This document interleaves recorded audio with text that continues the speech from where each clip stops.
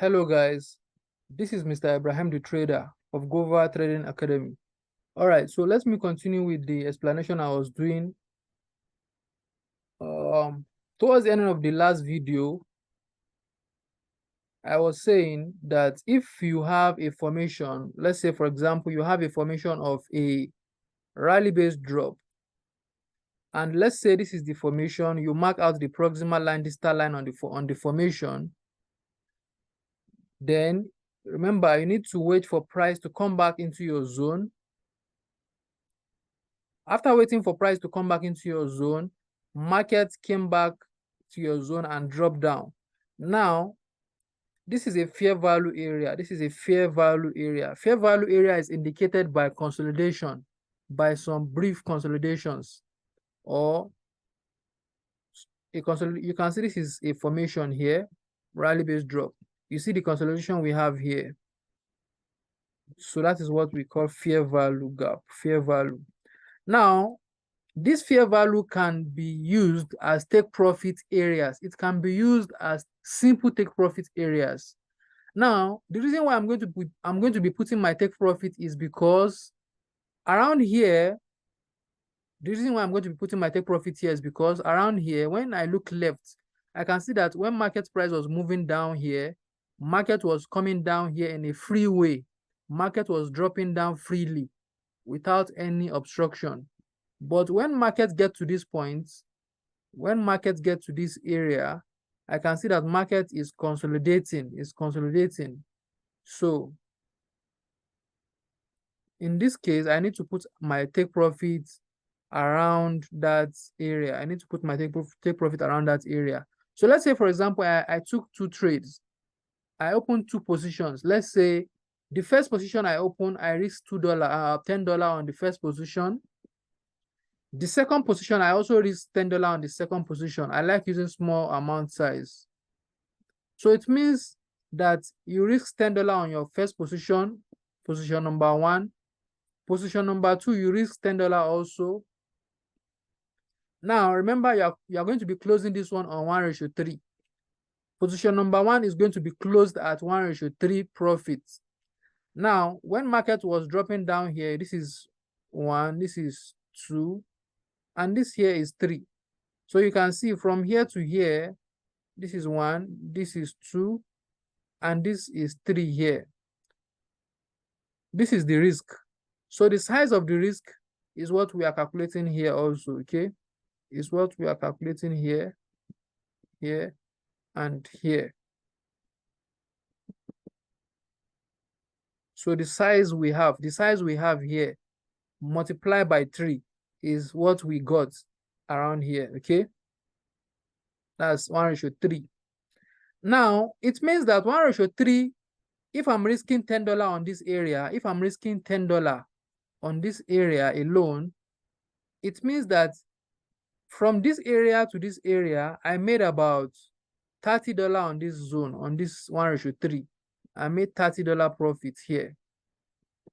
So it means this first trade has been closed at $30. It has been closed at $30 profits. Now remember, the risk I took here, the $10 risk I took on my second position here has been secured already here. Remember, I risked $20 on the two positions. So if you say 30 minus 20, I'm still left with $10 profits extra. I'm still left with $10 extra profits, right? Now, even though I'm still left with $10 profits, you can see that you can allow the second position to run freely without any emotion attached, isn't it? Whether the trade wants to work out or whether the trade is going to go back to where it came from, you are satisfied with these two situations, right? You are satisfied with these two situations because whether the trade work out or not, you've already secured a $10 profit on the trade. You've already secured your two capital, which is $20, and a $10 profit on top of that trade. So that is what fair value is all about. And to be able to hold trade for long, This is the simplest way to do it. There is no two ways about it. You understand? There is no two ways about holding a trade. For example, you have a zone here, and the markets came back to the zone. You see markets continue going down, going down, going down for how many days? Now, people holding this type of trade for many days, they don't have any other logic other than taking two positions or multiple positions, depending on the risk you are taking, closing some in profits around 1:3, and then allowing the rest to run freely. That is how we hold trade, okay? There's no two ways about it. Trevor, I believe I've answered this question now, right? Yes, yes. All right, let's move on. Now, this is AUDJPY. On AUDJPY, the first thing we need to do, remember we are trying to analyze the monthly equilibrium line, which is also known as the Meq, Now, the first thing you need to do is to determine the trend on the monthly, which is on the D1 time frame, right? Now, do you notice that this is a downtrend? Downtrend. Now, if you don't understand how to determine downtrend or uptrend, remember you need to understand market structure. This is market structure. And then you need to connect these areas together to understand the structure you are and so on. So in my situation here, I can see the structure here. The structure here is market is doing something like this. You can see red, blue, going down, going up, going down, going up. If you decide to connect the dots, for example, let me just use a line chart. Let's say I'm using a line chart. You can see even on a line chart, you can see market is doing what? Market is going up, going down, going up, going down, going up, going down. Isn't it, guys? Generally, market is going down in a downtrend situation. That's generally. Now, let me go back to the candlestick charts. Now, in this situation, towards the end of the month, we can see what we have here. We can see that this area has not happened yet towards the end of the month. Right, guys? That area has not happened yet. Isn't it, guys? Yes. So towards the end of the month, the only formation I'm looking for in a downtrend is a bearish candlestick. I'm not going to be looking for a bullish candlestick in a downtrend. I'm only going to be looking for a bearish candle in a downtrend. So you can see the difference between weekly and monthly. On weekly, we are looking at the alignment, then we are looking at the candle, and then we go back to a lower time frame and do what we need to do. On the monthly, we are looking at the trend, number one. Number two, we are looking at the candle that is supporting the trend. That is, if it is a downtrend, you are looking at a bearish candle. That bearish candlestick is supporting the logic of a downtrend. You cannot be having a downtrend and be looking at a bullish candle. They don't correlate. You understand? Now, this is the candlestick I'm focusing on, this bearish candle here. Now, after you determine the candle, you need to determine the supply of that candle also, the supply of the candle. There's a question that a student asked me, which is a very good question that I need to clarify. Let's say, for example, we have a bearish candlestick like this. A bearish candlestick like this, and then the wicks is like this. Should you be marking the supply of the candle like this? Should you mark out the supply of the candle like this? Okay, let me use another color. Hold on. Should you mark out the supply of the candle in a situation like this? Like this. No, I don't like seeing a candlestick that is bearish, but buyers are the ones pushing the candle up. What this means here is that buyers are the ones that push market up on this candle, which is what makes the candlestick to have wicks at the bottom. You understand? Which is what makes the candlestick to have wicks at the bottom. I like to see candlestick that either have wicks at the top and the bottom all together. Both sides are having wicks at the same time, or even if the lower side is having longer wick and the upper side is having a very small wicks, doesn't matter. So far as the upper side is also having some wicks, no, it's okay. And so far as the candlestick is, the body is okay also, it is okay, all right? Also, sometimes the candlestick, the bearish candle might not have wicks at the bottom and it might have wicks at the top. It is also fine. It is also fine. What I don't like to see is the candlestick should to have wicks only at the bottom. I don't like seeing this. I don't like seeing this. Okay. The same thing applies for a bullish candle. In a bullish candle, I don't like to see this in a situation whereby the candlestick is bullish. The candlestick is bullish. However, the wicks is here on the candle, which means sellers are the ones that push this market down. And then even though the candlestick closed bullish, sellers are the ones still in power of that candle, right? I don't like to see this. So I cannot be marking my demand in this type of candle. I don't like it. I don't like it. All right. So you guys can see the candlestick I like and so on and so forth. So now, this is a good candle. Let me zoom it out a little bit. You guys can see that this is a good candle on this AUD-JPY trade. Remember, this area has not happened yet as at the time of the analysis last month. So what we have is this. We have a bearish candle that have a very good body that looks like rectangle in shape. After I determined that, then I highlighted the supply of the candle using the proximal line, distal line. I highlighted the supply of the candle. After highlighting the supply of the candle, I switched to a lower time frame. All right. Now, when I switch to a lower time frame, you need to switch from a lower time frame that is H3, H2, H1, M30, and so on, gradually one after the other like that. So from H3 to H2, from H2 to H1, I can clearly see that this is the formation here, right? This is the formation on the candle. This is the formation. Now, if you are not sure if that is the formation or not, if this is the right formation or not, remember you can always switch back to the D1 time frame. You can always switch back to the D1 time frame and confirm that your zone is sitting on the candlestick we are looking at. That is it. And also you can always check the date on the candle, right? The date on this candle is 31/8/2023. This is 31st of August 2023. 31st of August 2023. Now let's switch back to H2 time frame to see the date of that same area. So you can see that same area is still the same thing as 31st of August 2023, right? So that is it, guys. So it means that is the formation we are looking at. Then from H2 to H1, H1 to M30. On M30, I can clearly see the basing candlestick.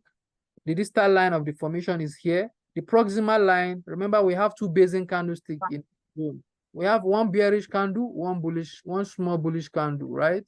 So, and remember what the note says. The note says that mark your distal line at the highest point of the base, which is here. Mark your proximal line at the opening of a bullish basing candlestick, which is here. It's as simple as that. Very simple, very, very simple, not complicated at all. So if you have any question on this trade also, you can ask, okay? Any question? Hello guys, any question on this trade? I'm good, thank you, sir. So you can see that this trade is a very beautiful trade of a 9 pips risk and the reward of 105 pips reward, 105 divided by 9. So let's say 105 divided by 9. So I don't like to use my head to calculate. You can always use your calculator because sometimes you can make mistake. 105 divided by 9 is 11.6. So remember I told you not to approximate anything. Just cancel this out. We don't need it. So this trade is giving us 1:11, guys. 1:11. 1:11. Very nice trade. 1:11. Very beautiful trade. So you can see on D1 time frame, our trade is in line with the what? With supply, with higher time frame supply, isn't it? With higher time frame supply. Can you see, guys? Can you see? Our trade is in conjunction with the higher time frame supply level. So I don't see any reason why that trade should not work. So that is it, guys. That is how to trade like a professional. That is how to trade like a professional. So any question, Mr. Josefa? Any question, Josefa? No. Okay. Mr. Gani, any I have question? a question, sir. Hello, Mr. Gani, any question? Okay. Mr. Gani? No, sir. No, sir. No, sir. Okay, Mr. Victor, Mr. Additional, any question? Yes, I have a question, sir. All right, you can ask. Very quickly. Yeah. Okay. When euro is in USD at the euro USD is in downtrend. EUD USD is in downtrend, but euro AUD is uptrend. It looks confusing somehow. Euro USD is in downtrend. Downtrend. USD AUD USD. Hold on. Euro USD Yeah. in downtrend. Yeah. And which one again? AUD USD. AUD USD is in what? Downtrend too at the moment. Presently, both of them are in downtrend. But euro AUD is uptrend. Another one again, Euro AUD. Euro AUD. Euro AUD is uptrend. Okay. Uptrend, yes. Yeah, it's not, because I was thinking that because euro AUD should be downtrend too. No, you don't have to think. You have to analyze them individually. You don't have to analyze them like a twins. Don't do that. Do them differently. Okay. Okay. You have to do them differently. You cannot compete. You cannot even though it is Mercedes-Benz, you cannot say that what Mercedes-Benz so is going to do is going to be different from what another Mercedes-Benz is going to do if they are not the same model. You understand? Okay. If not the same model. So these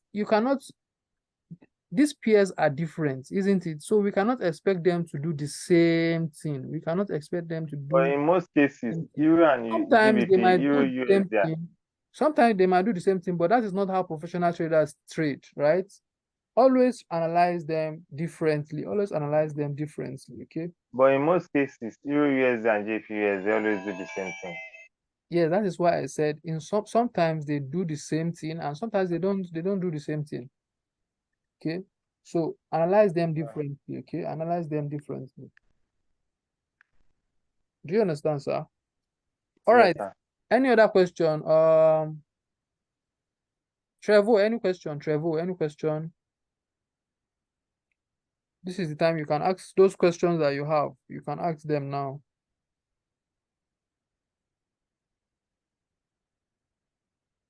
All right, no question. Then let's move on to GBP JPY. GBP JPY. On GBP JPY, you see this is what we have here. What we have here is uptrend, isn't it? Uptrend, because you can see the market structure is in an uptrend situation. Isn't it, guys? Yes. Now, towards the ending of the month, this is what we have towards the ending of the month. This area has not happened yet. This area here has not happened yet. So in an uptrend, I'm looking for a bullish candle. I'm looking for a bullish candle in an uptrend. So I'm not going to be looking at this candle because this bearish candlestick didn't give us any confirmation. You understand? So I'm going to be looking at the next candle, which is this one here. Right? Hello, isn't it? Yes. Yeah. So, and what did I say about this type of candle? What did I say? What did I say about this type of candle, guys? Remember, I told you guys that on this type of candlestick, if the candlestick is looking like a square and it is also looking at like a rectangle at the same time, I don't like trading it. You understand? I don't like it. I like a candlestick that is not going to be confusing me. Are you a square or are you a rectangle? I don't like I like candlestick that is going to show me a very straightforward situation. It's either you are a rectangle or you are a square. If you are a rectangle, then I'm going to take you, and that imbalance is going to be a very high imbalance. This type of candlestick cannot confuse me on if this candle is a candle with a rectangle or a square. So let's say, however, let us, even though this candle is not a good candle, just for the sake of explaining what monthly equilibrium trade is all about, let us continue assuming that this candlestick is a very good bullish candle. Let us just assume that, okay, even though it is not a good candle. Now, if it is a good bullish candlestick, remember the first thing we did was to determine the trend, right? We determined that we have uptrend. Then the next thing is we look at a bullish candlestick supporting that uptrend.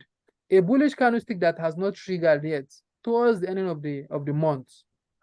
If towards the ending of the month we search for candlestick that has not triggered yet towards the ending of the month, and we didn't see anyone, then we should wait. We should wait for the candlestick on the new month. Do you understand? We should wait for the candlestick of the new month. A candlestick on the new month is going to give us what we are looking for. All right.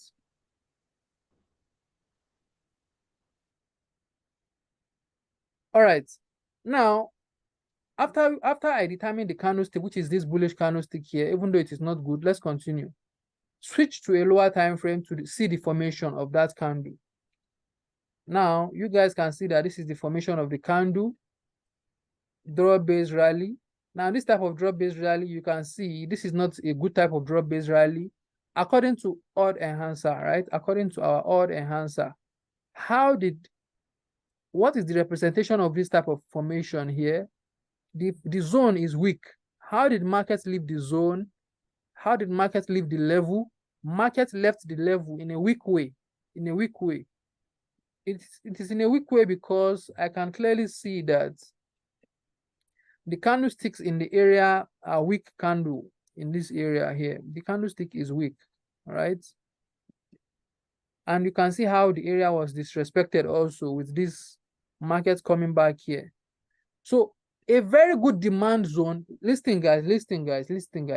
If big banks are having a zone, let's say this is a zone of big banks. Before market price can come back into this zone, market price is going to rally up massively. Hold on, let me do it again. Let's say there's a drop in price here.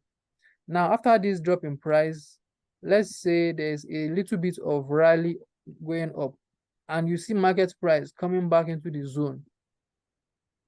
This rallying up that market did is not enough. It's not enough to determine that this is a good rally in price. This is not a good rally in price. Banks usually rally up the market in a very good way, going up. So expect market to rally up in a strong way. Then you can expect market to come back and then do this. That's how the market works. So this area here is what you determine. How far did market price went to before market price came back to the zone? Using this logic here, market went very far away before finally coming back into the zone here. So around this area, you can see market did not go far. Market didn't go far before coming back into the zone. Even though price did not trigger the zone, but market is the demand zone, it means it is not strong enough. All right, it is not strong enough. Whenever you see this type of situation, it is not strong enough. I don't like it. All right, so let's move on. So even though it is not good enough, however, the logic here is just to show you guys the logic of how we trade the monthly equilibrium line. All right, so the logic here is that this is the zone on the monthly. Assuming that candle is a good candle, this is going to be a good formation and a good analysis. Do you understand, guys? Hello? Yes, sir. Assuming Yes, the candlestick on the D1 Yes, sir. is a very good candle, this formation would have been a very strong formation. It would have been a very strong formation.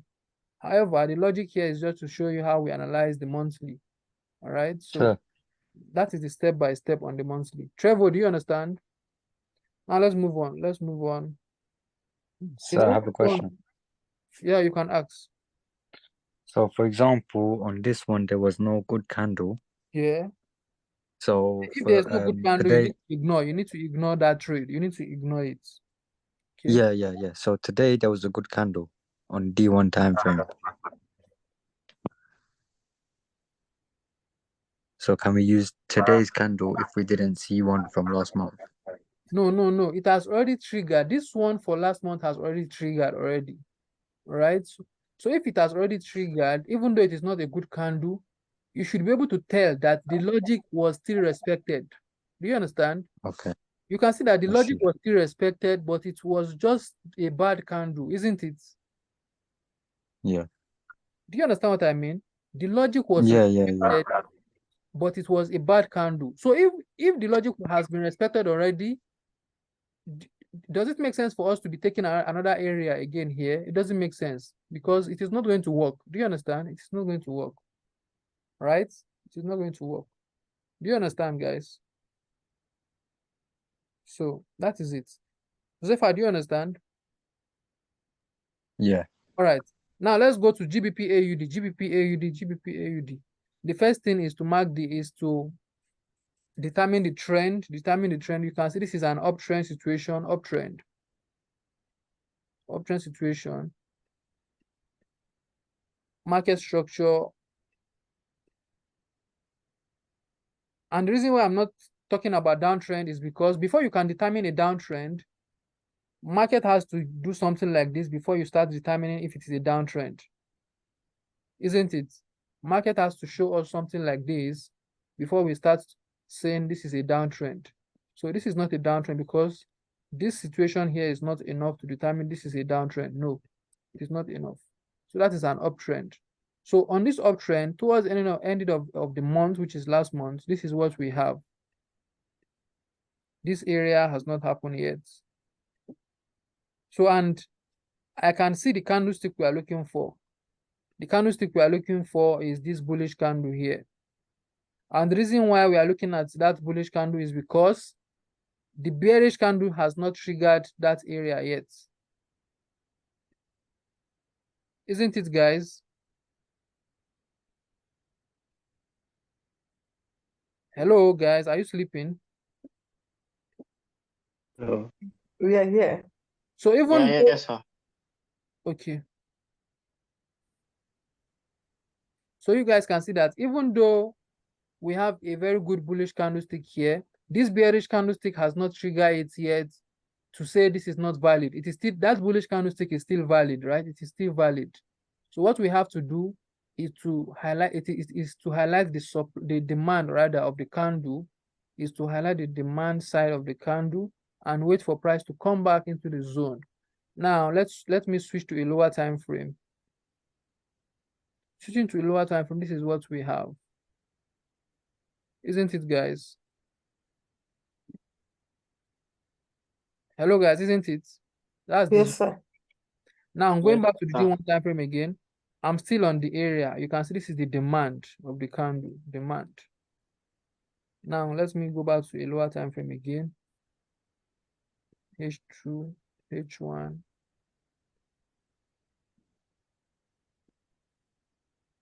You can see how good that formation is. Very, very beautiful formation. Very good formation. All right. See how how did market price went up? How did market leave the zone? Market price left the zone in a very beautiful way, in a very strong way, okay? See, market came back, rally up in a very strong way. Isn't it, guys? Yes, sir. Yeah. Market came back to the zone here, triggered and hold on.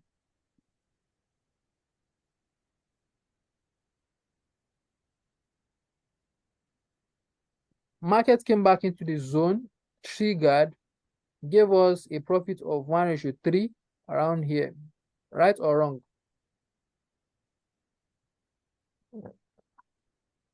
Let's calculate it together then. If you are doubting, let's say from proximal line to distal line, this is 22 pips, 22 pips.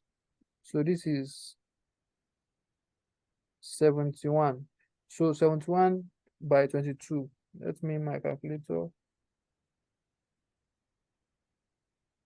So that's 1:3 exactly. Do you understand? So that's 1:3. You see the reason why I said you guys need to be taking your profit around fair value. Can you see? This is fair value, right? Hello guys, isn't it? Yes, sir. That's fair value. Yes. So market was struggling. Market came all the way here. Market struggled to break out the fair value. Market decided to come back into the zone and then hit stop loss of 12 pips. 12 pips. Because I remember hitting stop loss on this trade on my other position. I remember hitting 12 pips stop loss. Let me calculate it and see again. If I'm not mistaken. 12 pips. Yeah, 12 pips. You can see this is 12 pips. So for those telling me after adding your 3 pips to the area, you are going to hit stop loss also here. But remember, you've already done what? You've already secured some profits using that logic I told you about, that $10 logic, isn't it, guys? You've already secured Yes. some profits already, so you shouldn't be crying about it. You shouldn't be crying about that one because your capital is no longer there, and you've already secured some profit also. So that is it, guys. Some trades, some trades are not going to even give you any profit, and then you're going to hit stop loss.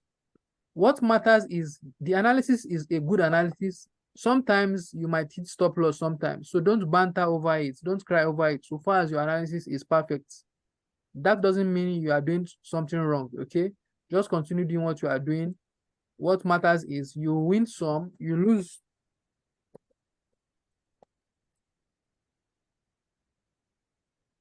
And then you win big. Do you understand? That is what matters. Lose small and win big. I've not seen any business that you are going to continue winning. You understand? It is not possible. You are not in paradise. Only in paradise you can continue winning without any lose, without any loss. But you are on earth here. So expect some losses and then you can expect some wins also according to how you are doing your analysis. Anyways, that is it. Any question, guys? Any question? Now let's analyze XAU AUD. XAU AUD. XAU AUD. But before that, let's analyze AUD card. AUD card. On AUD card, this is the monthly trade. Remember, this is a downtrend. Can you see this is a downtrend situation? On this downtrend situation, market price is far from the demand. You know, this is the demand side of the candle of the area. The zone is far away.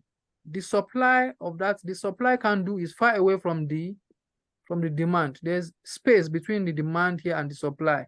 That is the higher time frame opposing areas. Do you understand what I'm trying to say here? They are far from each other. They are far from each other. This is the demand level. This is the supply level on a higher time frame. So these two are far away from each other, which means you still have room to sell around here. But assuming the supply is very close to the demand, assuming that supply is very close to the demand, it means you don't have much room to sell. You don't have much room to sell. So anyways, the first thing I did here was I check on the trend. Then the next thing, this area has not happened yet. So I can see that what I have is a downtrend. In a downtrend, I'm looking at a bearish candle. This candlestick is not good. So this is the candlestick that is good here, right, guys? Because I cannot be looking anything here. There is nothing around here anymore, isn't it? Nothing. So the only one making sense is this one, isn't it, guys? Josefa, right? Yeah. Yes. So what do you need to do? Remember, what you need to do is just to highlight your supply of the area, switch to a lower time frame, and then this is the zone. This is the zone. Now, when you switch to a lower time frame, remember, all you need to do is just to mark out your proximal line, distal line properly in a more proper way, the way we usually mark it. Remember, this is a very beautiful formation, guys. Very beautiful formation.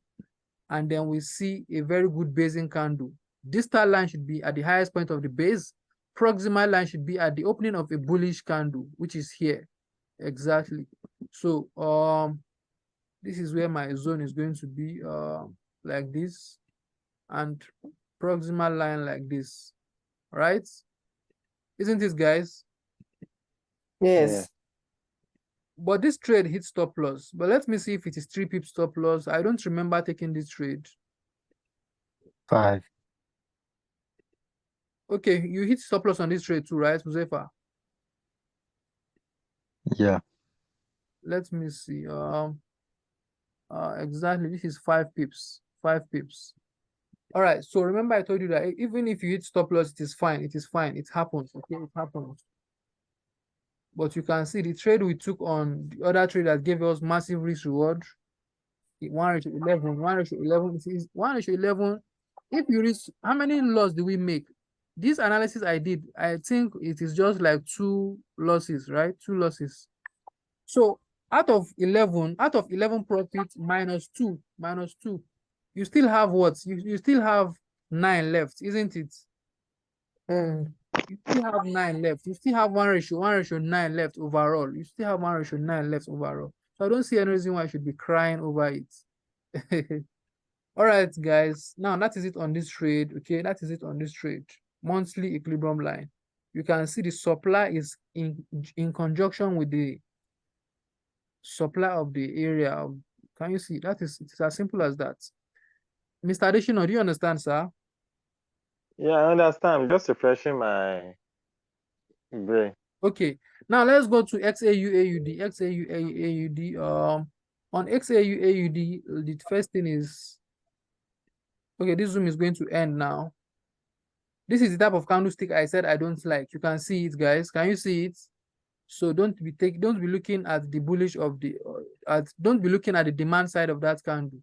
So I think I don't have to explain XAU-AUD. That is it, guys. But for XAU-AUD, this is the zone. Let me just highlight it. Switch lower because this zoom is about to end. You can see this is the zone on XAU-AUD, guys. Can you see it?